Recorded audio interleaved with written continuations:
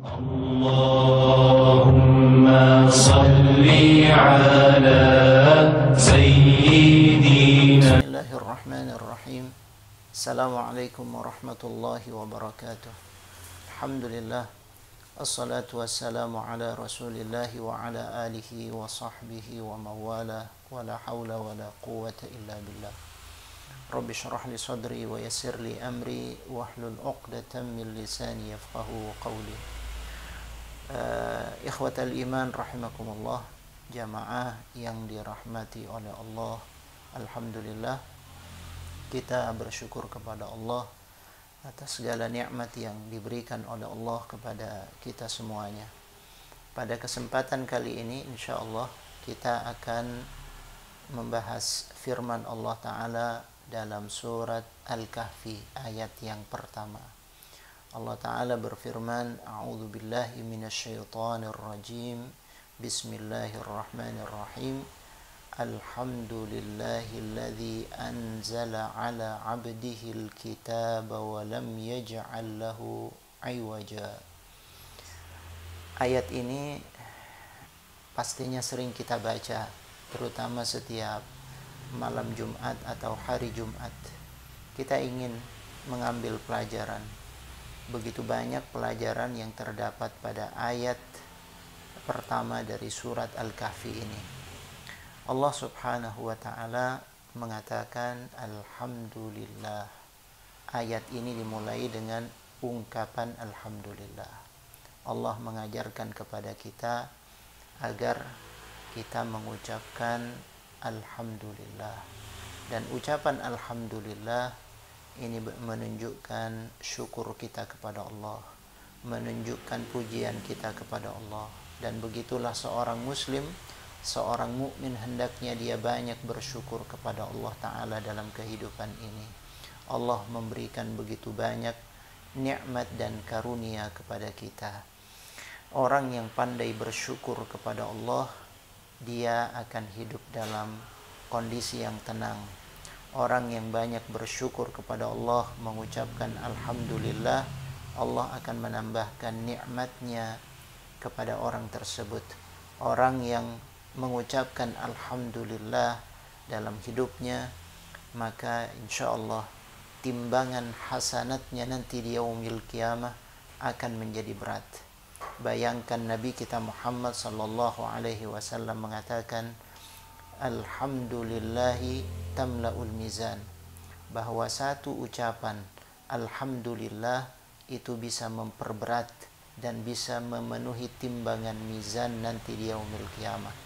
Maka seorang muslim selayaknya dia banyak mengucapkan Alhamdulillah agar Allah Ta'ala memberikan timbangan yang berat nanti di yaumil qiyamah, dan agar Allah Ta'ala menambahkan nikmat-nikmatnya kepada kita semuanya.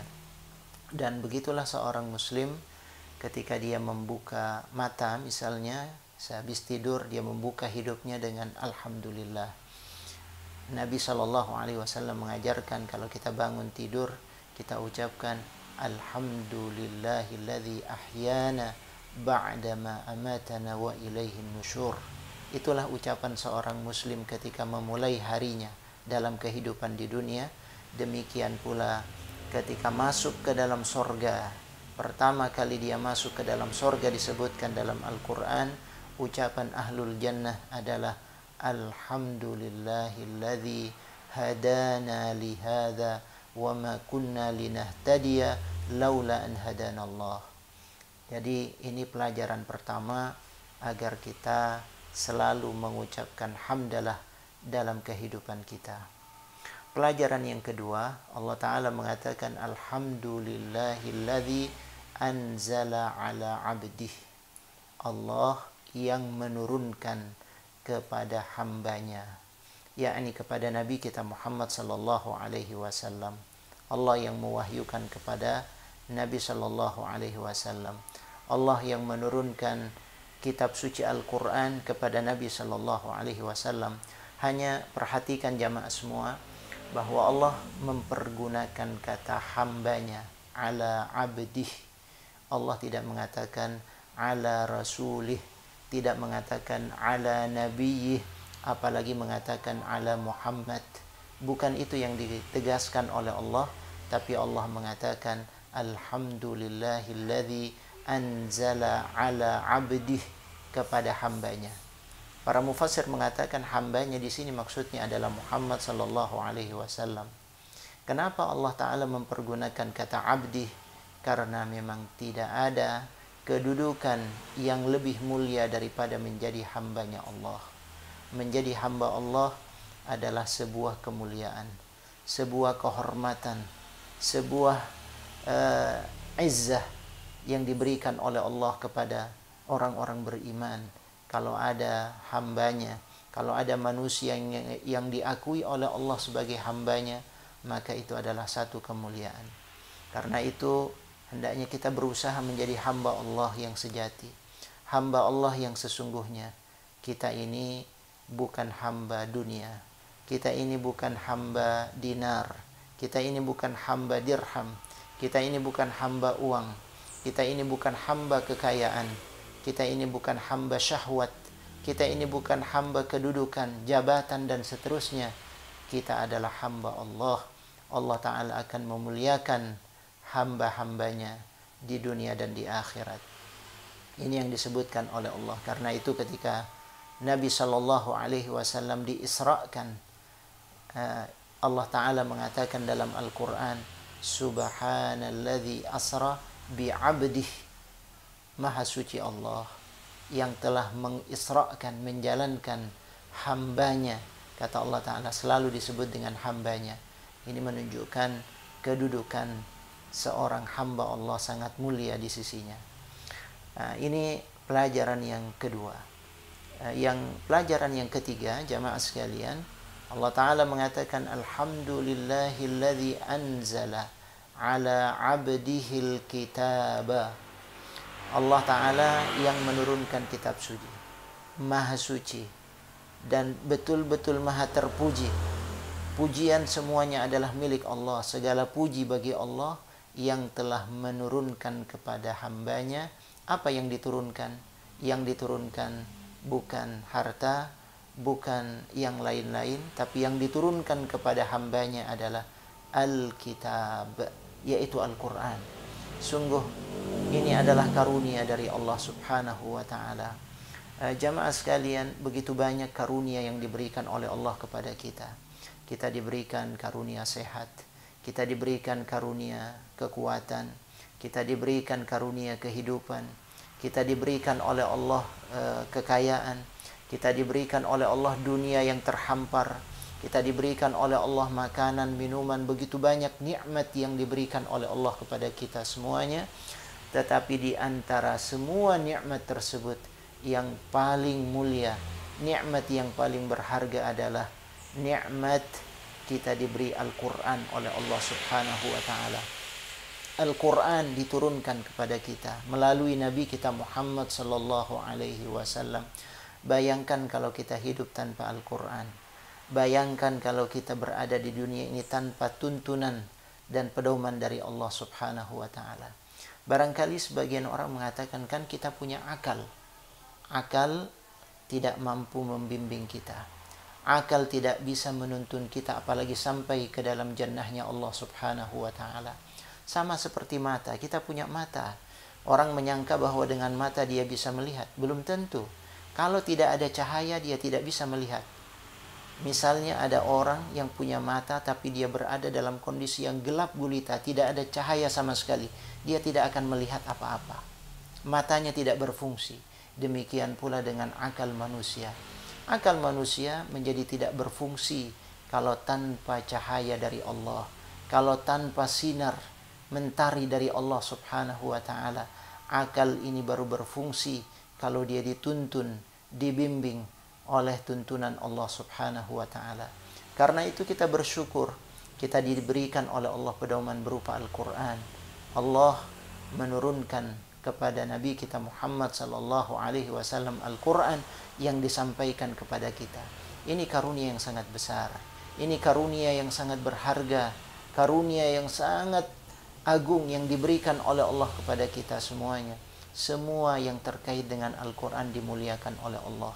tempat turunnya Al-Quran dimuliakan oleh Allah. Nabi yang menerima Al-Quran merupakan Nabi yang paling mulia. Waktu turunnya Al-Quran Lailatul Qadar itu adalah waktu yang sangat mulia. Dan juga umat yang menerima Al-Quran, kita semuanya insya Allah akan dimuliakan oleh Allah.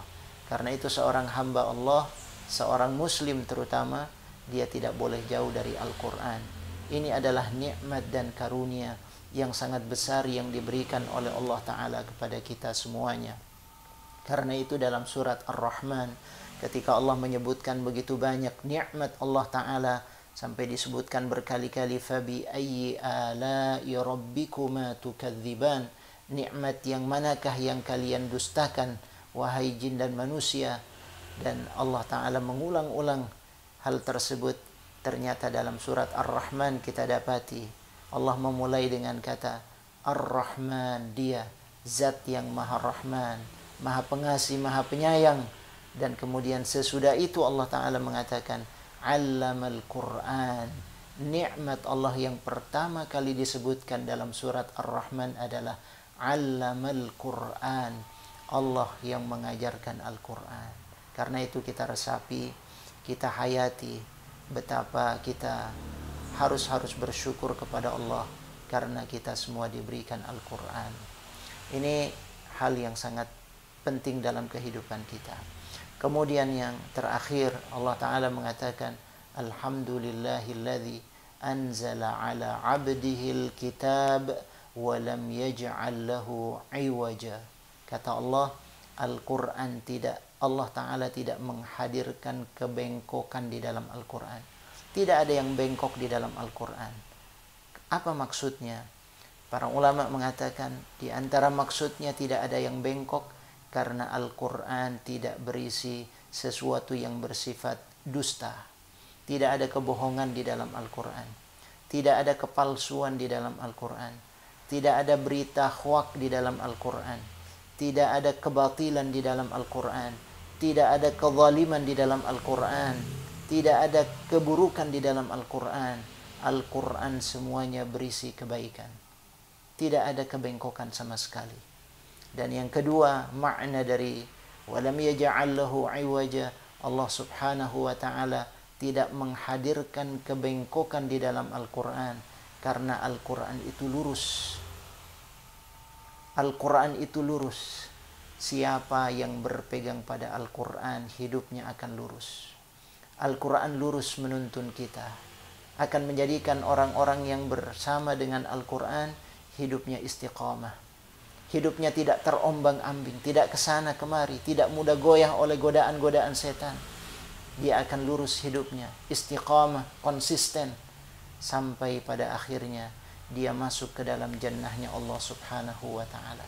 Karena itu jamaah yang dimuliakan oleh Allah Subhanahu wa Ta'ala, ayat yang pendek ini sangat penting untuk selalu kita hayati. Alhamdulillah, kita bersyukur kepada Allah Subhanahu wa Ta'ala dengan ucapan Alhamdulillah alladzi anzala ala abdih. Kita betul-betul menjadi hamba Allah Subhanahu wa Ta'ala yang setia dan taat kepada Allah agar dimuliakan oleh Allah. Ala abdihil kitab, dan kita menjadikan Al-Quran sebagai pedoman hidup kita, tuntunan hidup kita yang paling mulia, yang paling agung. Walam yaj'al lahu iwaja. Dan kita yakin kalau kita terus bersama dengan Al-Quran, hidup kita akan istiqamah, hidup kita akan lurus sampai akhirnya kita mendapatkan kebahagiaan di dunia dan kebahagiaan di akhirat. Mudah-mudahan Allah Subhanahu wa Ta'ala memberikan taufik dan inayahnya kepada kita semuanya. Wabillahi taufiq wal hidayah. Wassalamualaikum warahmatullahi wabarakatuh.